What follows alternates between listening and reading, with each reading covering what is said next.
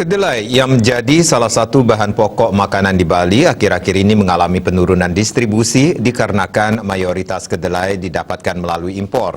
Petani lokal yang memproduksi kedelai tidak bisa mengimbangi jumlah yang dibutuhkan masyarakat sehingga muncul kelangkaan kedelai di Bali.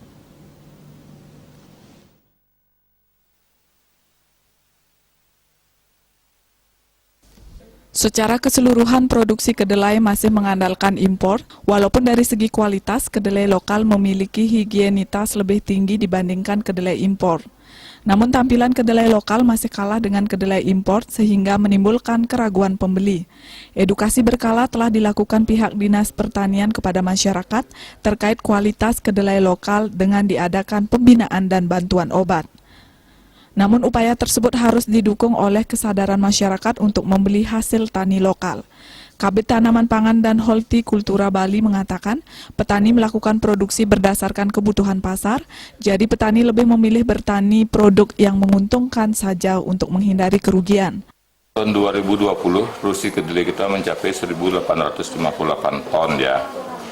Masalah kebutuhannya tentunya yang itu kan Desperinda, kita tidak tahu berapa industri penggunaan tahu untuk tempe dan juga untuk pakan ternak biasanya bungkilnya. Memang secara keseluruhan untuk di Indonesia itu kedelai itu masih tergantung pada impor. Dua komoditi yang tergantung impor adalah kedelai dan bawang putih. Kenapa kita harus impor? Karena memang kedelai itu kan tanaman subtropis ya, tanaman subtropis. Kalau dia tanam di subtropis dia produktivitasnya lebih tinggi. Di samping itu kedelai impor adalah kedelai GMO ya. Namun secara kesehatan kurang bagus sebenarnya karena ada penggunaan kan GMO itu kan genetik modified object, jadi memang diharapkan agar usianya tinggi tapi kurang bagus untuk kesehatan. Sedangkan dari segi distribusi akan bergerak bergantung pada pasar kedelai lokal yang tercipta. Sehingga untuk meningkatkan pendistribusian, masyarakat Bali diimbau untuk mencintai dan membeli produk lokal. Desa Aryani, Bali TV.